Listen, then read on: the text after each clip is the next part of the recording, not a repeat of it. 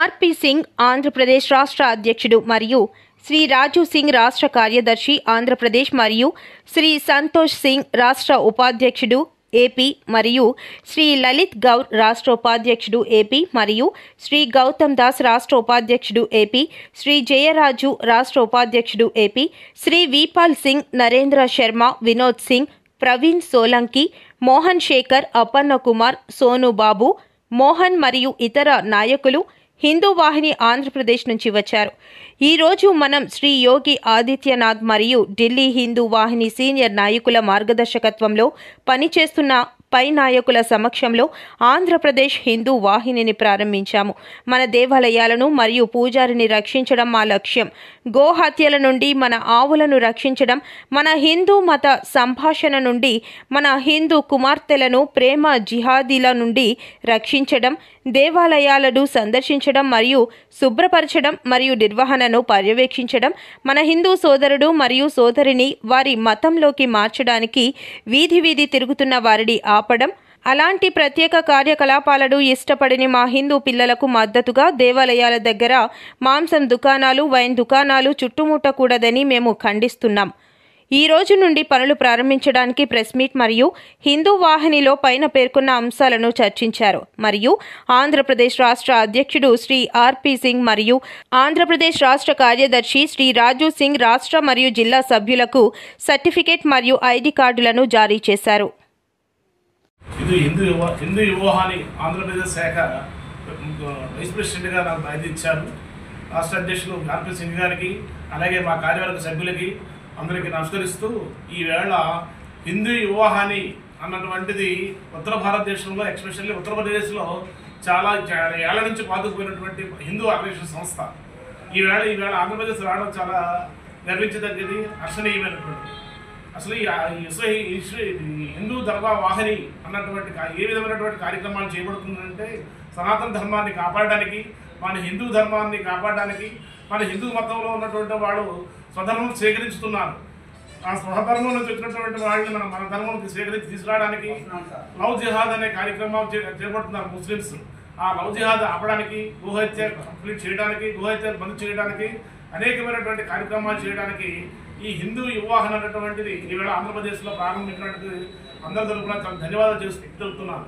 ఎందుకంటే దీని ముందున్నటువంటి విశ్వ హిందూ పరిషత్ ఉంది, బజరంగ దళాలు, వివిధ శాఖలు ఉన్నాయి. వాటితో పాటు ఇది కూడా మనకి ఉత్తర భారతదేశంలో ఎక్కువగా నివసిస్తున్నటువంటి ఆంధ్రప్రదేశ్ ఈ విశాఖపట్నంలో వాళ్ళ సపోర్ట్ కూడా మనం తీసుకెళ్లి మన ఈవేళ దక్షిణ భారతదేశంలో సనాతన ధర్మం కోసం చర్చ జరుగుతుంది, తెలుస్తూనే ఉంటుంది. పక్క రాష్ట్రంలో తమిళనాడు అటువంటి చీఫ్ మినిస్టర్ స్టాలిన్ మన హిందూ ధర్మం కోసం, సనాతన ధర్మం కోసం ఏ విధంగా వ్యతిరేకంగా ఆయన ప్రచారం చేస్తున్నాడో, దక్షిణ భారతదేశంలో క్రైస్తవులు ఏ విధంగా పెరుగుతున్నారో, గ్రామాల్లో ఏ విధంగా పాతుకుపోతున్నారో, దీన్ని అరికట్టడానికి హిందూ యువవాహిని అన్నటువంటిది ఆర్గనైజేషన్ చాలా ఉపయోగపడుతుందని భావిస్తూ మీ అందరికీ సెలవు తీసుకుంటాను. सभी मीडिया भाइयों को एक बार बहुत बहुत धन्यवाद. जय श्री राम. जय श्री राम. నమస్కారం అండి, నా పేరు సంతోష్ సింగ్ అండి. నమస్కారం అండి, నా పేరు సంతోష్ సింగ్ అండి.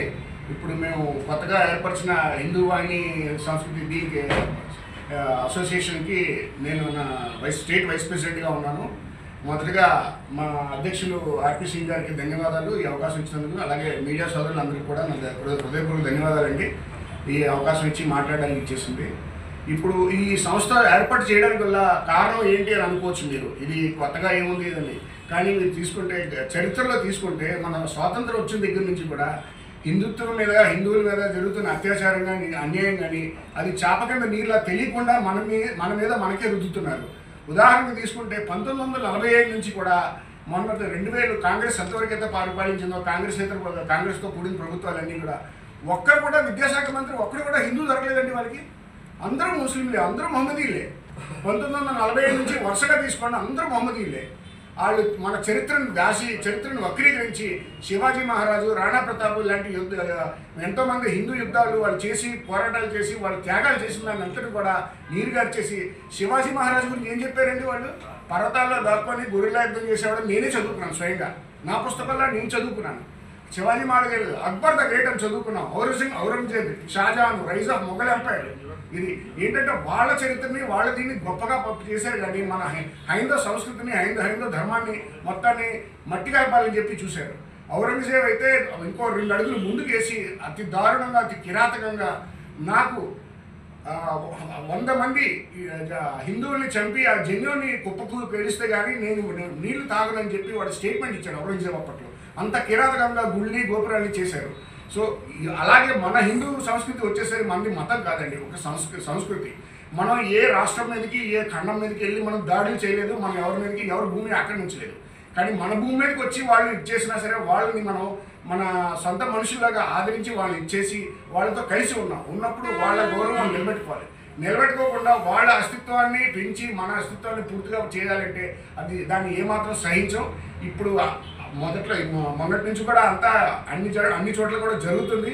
ఇది ఇంకా పోరాటాన్ని ముందు ఇది చేసి హైందవులందరినీ ఏకం చేసి మేము ఇది జరిగేటట్టు అన్య మతస్థులు దాడులు కానీ అన్ని మతస్థులు ప్రతాపం కానీ ఇదేటట్టు మేము చూడము.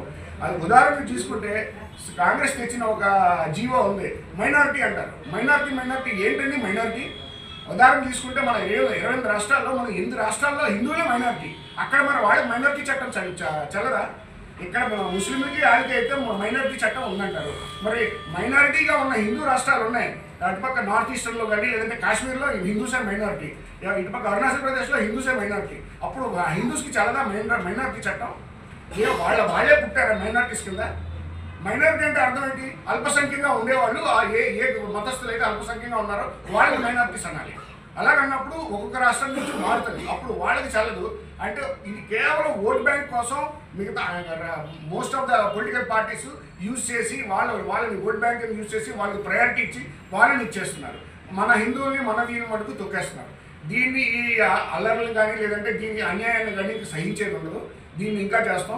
ఇప్పటికీ చాలామంది ఉన్న ఉత్తర భారతీయులు అలాగే ఇక్కడ ఉన్న మన ఆంధ్ర వాళ్ళని అందరినీ కూడా కలుపుకొని హిందూ వాణి కింద మొదలుపెట్టాం. చాలా రాష్ట్రాలు కలిపాం. ఇంకా ముందు అన్ని గుజరాతీ సోదరులు, మరాఠీ సోదరులు, బెంగాలీ సోదరులు అందరినీ కూడా ప్రత్యేకంగా వాళ్ళ అసోసియేషన్ కూడా కొంతమంది ఆల్రెడీ ఇన్ఫర్మేషన్స్ ఇచ్చాము.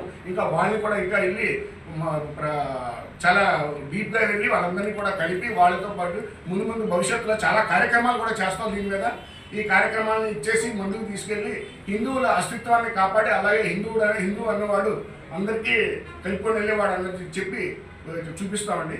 సో అంతటితో మీ అందరికీ సెలవు తీసుకుంటున్నానండి. ధన్యవాదాలు తెలుపుతూ నేను సెలవు తీసుకుంటాను. ఇలాగే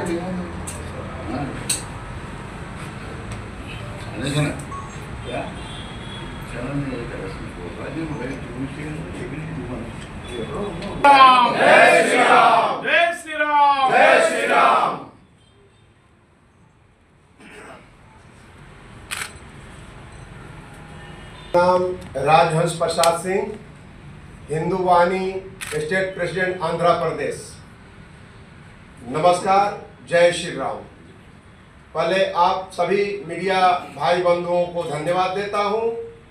आज यह बताते हुए आप लोगों को बहुत हर्ष की बात है कि आज हिंदू वाहिनी आंध्र प्रदेश के सभी पदाधिकारियों के साथ बैनर लोकार्पण हो रहा है। माननीय मुख्यमंत्री जी श्री योगी आदित्यनाथ जी, माननीय गवर्नर साहब कलराज मिश्रा जी, राजन मिश्रा जी, इनको मैं बहुत बहुत धन्यवाद देता हूं। ये लोग बिना रुके बिना थके राष्ट्र के कार्य में दिन रात काम कर रहे हैं।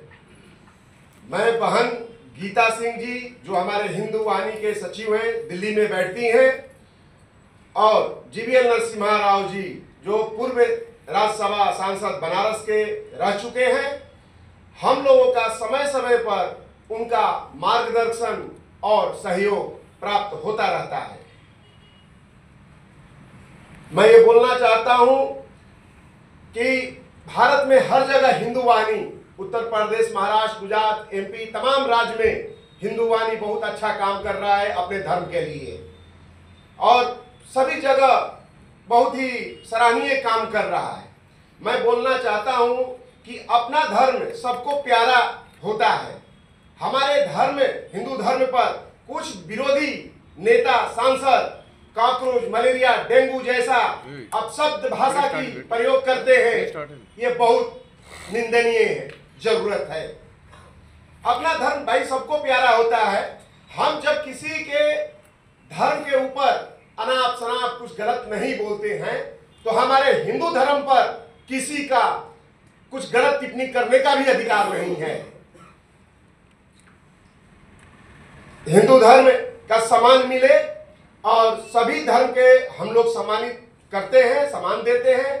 मुंबई में हाल फिलहाल एक केस आया है। मुंबई में समाजवादी पार्टी का एक विधायक औरंगजेब को बहुत सही बोला है कि वो गलत आदमी नहीं था। आजकल सोशल मीडिया का जमाना है, किसी से कोई छुपा नहीं है कि क्या गलत है, कौन सही था, सब कुछ पता चलता है, सब कुछ मालूम चल जाता है। ऐसे नेताओं के खिलाफ हम लोग उसी के भाषा में जवाब देंगे। समय समय पर जो नेता हमारे हिंदू धर्म के खिलाफ कुछ टिप्पणी करेगा, हम उसी के भाषा में, उसी के लैंग्वेज में हम पलटवार भाषा देंगे, उसको जवाब देंगे।